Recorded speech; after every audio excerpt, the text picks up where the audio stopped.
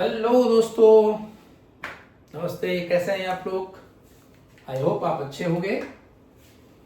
आज हम लोग एक नए टॉपिक की तरफ बढ़ने वाले हैं और वो टॉपिक है internal structure of testis in the chapter human reproduction. जो चैप्टर नेम है वो ह्यूमन रिप्रोडक्शन है और जो टॉपिक है इस चैप्टर का सब टॉपिक है वो अपने पास आता है इंटरनल स्ट्रक्चर ऑफ टेस्टिस। एक लेक्चर हमने ऑलरेडी रिकॉर्ड किया हुआ है और उस रिकॉर्डिंग में मैंने ये एक्सप्लेन करने की कोशिश की है कि जो टेस्टिस है इनका लोकेशन बॉडी में किस पार्ट पे है। जनरली एक मैं रिवीजन कॉल के फॉर्म में आपको ये समझा दूं कि जो टेस्टिस होते हैं वो ह्यूमन मेल में उसके स्क्रोटम में होते हैं, जो कि एक प्रकार के स्किन पाउच लाइक स्ट्रक्चर्स होते हैं आउटसाइड द बॉडी। इसलिए हम कहते हैं कि जो ह्यूमन टेस्टिस होती है वो एक्स्ट्रा एब्डोमिनल होती है और वो for purpose of providing optimum temperature that is 2 to 2.5 degree centigrade then core body less कह सकते हैं कि less than core body temperature provide करने का काम करता है। Very clear. तो अब उस टेस्टिस के इंटरनल पॉइंट ऑफ व्यू पर अगर थोड़ा सा फोकस करने की आज कोशिश करते हैं कि जो टेस्टिस है वो इंटरनली इसमें कौन कौन सी स्ट्रक्चर्स हैं और माइनर पॉइंट पर हम ये भी समझने की कोशिश करेंगे कि इनका अलग अलग अपना रोल क्या होता है। तो चलिए देखते हैं। यहां पर आप सबसे outer most double layer coat देख रहे हैं जो कि ब्लू कलर से मैंने ड्रॉ किया है and that one is known to be as tunica vaginalis. Tunica vaginalis. Tunica vaginalis दो लेयर में है। This one outer layer is so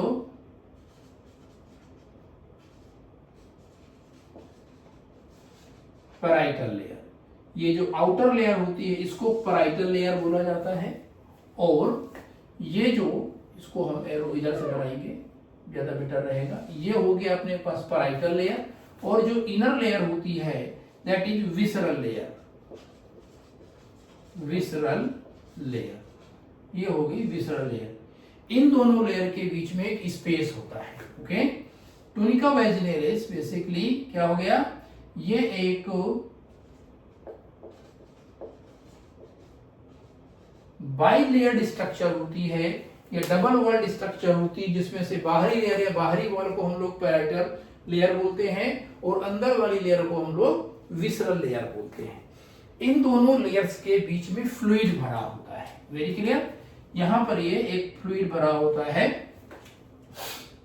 वैजिनेलिस fluid कह सकते हैं। टूनिका वैजिनेलिस का फ्लूइड भरा है यहां पर। ये दोनों मेम्ब्रेन के बीच में फ्लूइड भरा हुआ होता है। ये फ्लूइड एक शॉक एब्जॉर्बर की तरह से काम करता है। कभी कभी कुछ न कुछ माइनर शॉक्स टेस्टिस पे लगते रहते हैं तो उन शॉक्स को एब्जॉर्ब करने का काम करता है और फ्यू केसेस पर जैसे कभी कोई इंजरी हो जाए या कुछ और कंडीशंस क्रिएट हो जाती हैं, इन सिचुएशंस पर ये फ्लूइड वॉल्यूम बढ़ जाता है। फ्लूइड जो वॉल्यूम होता है वो बढ़ जाता है और जब ये फ्लूइड वॉल्यूम बढ़ जाता है तो it brings about creation of a painful condition. एक पेनफुल कंडीशन क्रिएट होगी और इस पेनफुल कंडीशन को हम लोग कहते हैं हाइड्रोसील,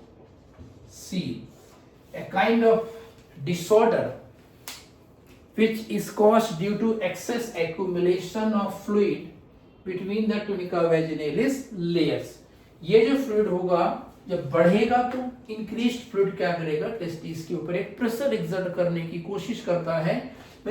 यहाँ का जो एक प्रकार का हाइड्रोस्टैटिक प्रेशर होता है वो हाइड्रोस्टैटिक प्रेशर क्या होगा, इंक्रीज होगा, जिसके कारण एक पेनफुल कंडीशन होती है और उस पेनफुल कंडीशन को हम लोग बोलते हैं हाइड्रोसील। ये सर्जिकली ठीक की जा सकती है। इसमें वो कोई ऐसा नहीं है कि ये नॉन क्यूरेबल है, क्यूरेबल है। और ज्यादा इसमें किसी भी पर्सन को अगर किसी को हाइड्रोसील हुआ है तो परेशान होने की जरूरत नहीं है। किसी एक अच्छे डॉक्टर के पास में जाए, उससे बात करें और प्रॉपर इसको सर्जरी के द्वारा आसानी से ठीक किया जा सकता है। ये मतलब एक बहुत कोई ऐसी समस्या नहीं, ऐसी कोई बड़ी प्रॉब्लम नहीं है टेस्टिस के लेवल पर कि इसका कोई क्योर ना हो, आसानी से क्योर किया जा सकता है। देन इनर टू टेस्टिस अगर हम देखते हैं, इनर टू टेस्टिस अगर हम देखते हैं तो next layer is tunica vaginalis, sorry tunica albuginea, tunica albuginea, tunica albuginea. The next layer जो मैंने यहां देख रहे होंगे ब्लैक कलर से ड्रॉ करने की कोशिश किया है, that is tunica albuginea. This tunica albuginea made of white fibrous connective tissue and ये थिक लेयर होती है, थिक लेयर होती है। ये थिक लेयर होने के साथ साथ this invaginates towards center of testis, center of testis and forms testicular lobules, testicular lobules। In testicular lobules का नंबर 250 पर टेस्टिस होता है। ध्यान देते हैं डायग्रामेटिक प्रेजेंटेशन के थ्रू कि ये जो हमने यहाँ पर ब्लैक कलर का ड्रॉ किया है, that gives finger like projections toward the centre of testis. ये जो ब्लैक डॉटेड एरिया आपको दिखाई दे रहा है, ये ब्लैक डॉटेड एरिया कहलाता है टूनिका एल्ब्यूजिनिया।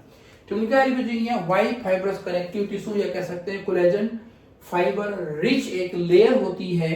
ये टेस्टिस की कवरिंग लेयर्स में से एक थिकेस्ट लेयर होती है एंड ये जो लेयर होती है ये टेस्टिस में सेंटर की तरफ इन्वेजिनेट होती है, अंदर की तरफ धंसने लगती है। और जब ये धंसती है तो यहाँ पर ये छोटे छोटे आप कंपार्टमेंट देख सकते हैं।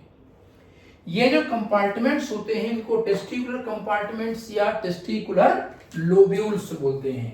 यहाँ मैं इसको एक बॉक्स के अंदर करके ड्रॉ करके आपको दिखाता हूँ।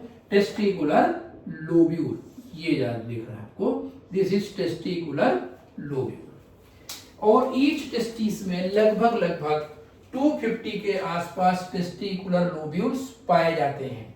जब आप 12th क्लास एनसीईआरटी पढ़ेंगे, क्योंकि मेरे लेक्चर्स का बेसिक फोकस नीट है along with board examination, board plus NEET दोनों को लेकर के मेरा एक डुअल पर्पज है किसी भी टाइप के वीडियो बनाने का। आप जो भी वीडियो YouTube में देखेंगे which I prepared and uploaded, उन हर एक वीडियो का जो बेसिक मेरा पर्पज है वो दो है। एक तो बोर्ड एग्जामिनेशन कि बच्चा जब एग्जाम दे तो बोर्ड में बहुत अच्छे से अच्छे मार्क्स स्कोर करे। इतना तो मैं जरूर कह सकता हूँ कि इस अपने 25 साल या लगभग 23 साल या 25 साल के इस टीचिंग एक्सपीरियंस में मैंने जब भी कभी पढ़ाया है, खास कि जब जो बोर्ड लाइफ में जब मैंने टीचर स्टूडेंट्स को पढ़ाया है तो वो 95 से बिलो नंबर उनके बायोलॉजी में भी नहीं आए हैं। और नीट में भी मोस्ट ऑफ स्टूडेंट्स जिन्होंने बहुत अच्छे तरीके से रिगरस जो चीज मैंने उनको बोर्ड समझाई उन्होंने अच्छे तरीके से पढ़ा, उसको समझने की कोशिश की, प्रैक्टिस किया, तो ये मान के चलिए अगर 40 क्वेश्चन या 45 क्वेश्चन जो भी, क्योंकि वेरिएबल नंबर ऑफ क्वेश्चंस बदलता रहता है, हर साल का भी जूलॉजी बॉटनी ज्यादा हो जाता है, कहीं बॉटनी का ज्यादा हो जाता है, तो 99% केस पर लगभग हर एक क्वेश्चन जूलॉजी का सही होता है। बशर्ते एक ही चीज है, केवल मेरे पढ़ाने भर से सिलेक्शन नहीं होगा, सिलेक्शन रहने के लिए आपको भी उतनी ही शिद्दत के साथ मेहनत करनी पड़ेगी। चलिए ध्यान देते हैं कि ये जो टेस्टिकुलर लोब्यूल्स होते हैं these are the specific compartments, और उन कंपार्टमेंट के कारण यहाँ जो का कारण है वो ये होता है invagination of this tunica albuginea. जैसे कि ये एक लेयर हमने यहाँ से मान ये बनाई और ये अंदर ऐसे इन्वेजिनेट होकर के फिर वापस चली गई इस तरीके से। तो अब ये जो एक लोब्यूल बना है, ये जो कंपार्टमेंट बनेंगे, इन्हीं कंपार्टमेंट का नाम दिया जाता है टेस्टिकुलर लोब्यूल्स। चलिए आगे देखते हैं। Then inner to this tunica albuginea the another layer at this another layer that lines toward the tunica albuginea is tunica vasculosa. vasculosa इस ये टुनिका वेस्कुलोसा है। टुनिका वेस्कुलोसा थिन लेयर है और थिन लेयर होने के साथ साथ this one is highly vascular है, हाईली वेस्कुलर है। तो अगर हम इस तरीके से समझने की कोशिश करें कि हाउ मेनी प्रोटेक्टिंग कोट्स या how many layers are there in testis, तो ideally there are 3 layers and the 3 layers में से पहला टुनिका एल्ब्यूजिनालिस जो आउटर मोस्ट डबल लेयर का बना है, ये कह सकते हैं कि मेजोथेलियम या पेरिटोनियम से डिराइव होता है और इसमें 2 लेयर है, पैराइटल और विसरल, दोनों के बीच में फ्लूइड भरा होता है। इन फ्यू केसेस ये फ्लूइड वॉल्यूम बढ़ जाता है तो जो पेनफुल कंडीशन क्रिएट होती है उसको बोलते हैं hydrocele.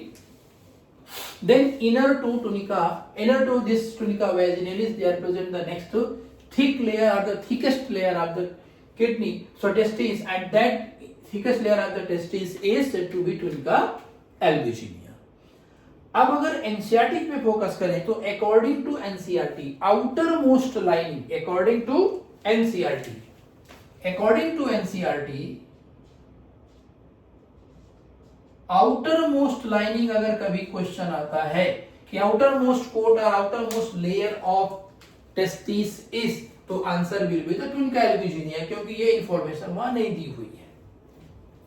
Then inner to tunica albuginea there present tunica vasculosa जो हाईली वेस्कुलर और एक थिन लेयर होती है। And then we see these are the chambers which are lined by या internally lined by this tunica vasculosa. अब इसके अंदर highly coiled structures होती हैं और ये हाईली कॉइल्ड स्ट्रक्चर्स होती है seminiferous tubules,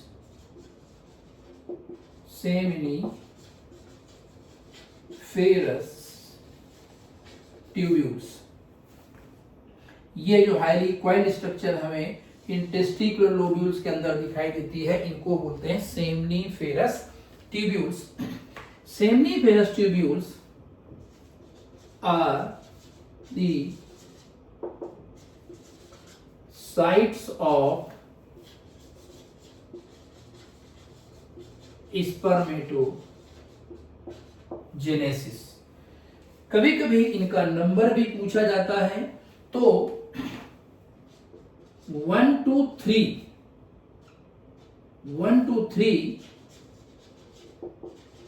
seminiferous tubules in each testicular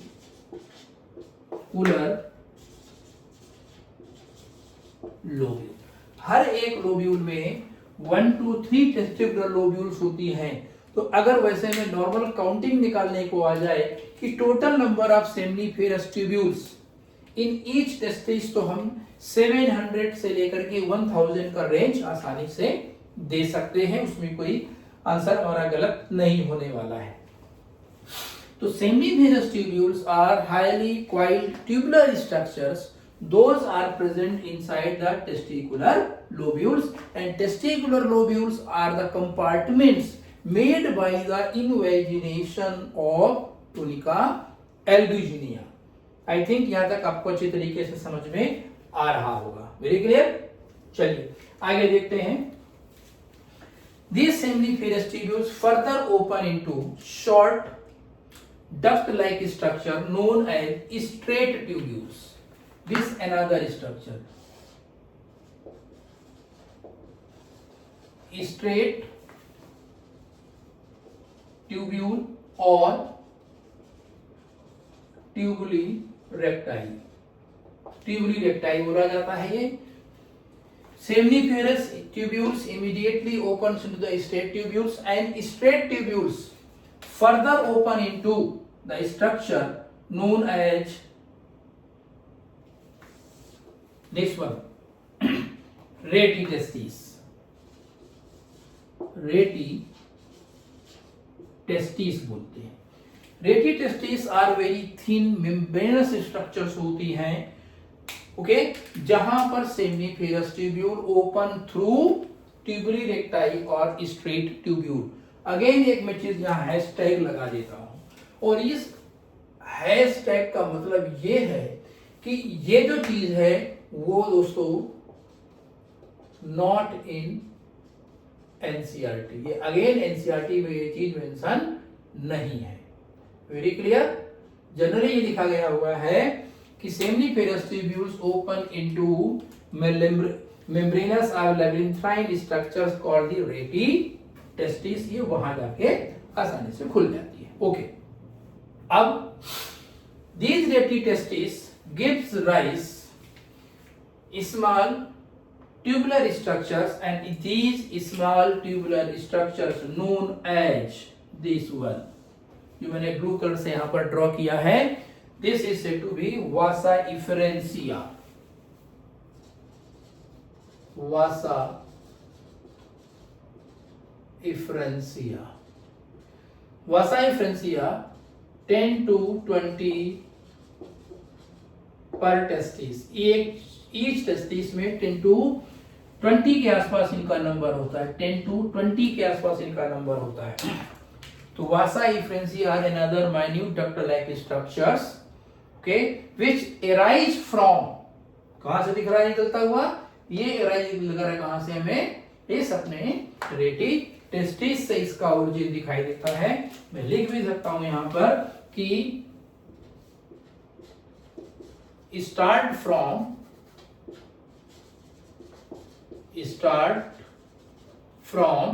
रेटी टेस्टिस,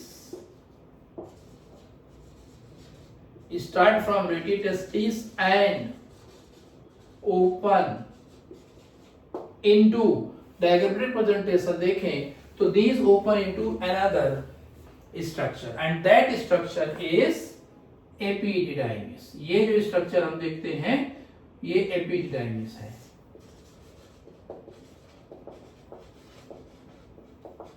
तो ओपन इनटू एपिडिडाइमिस,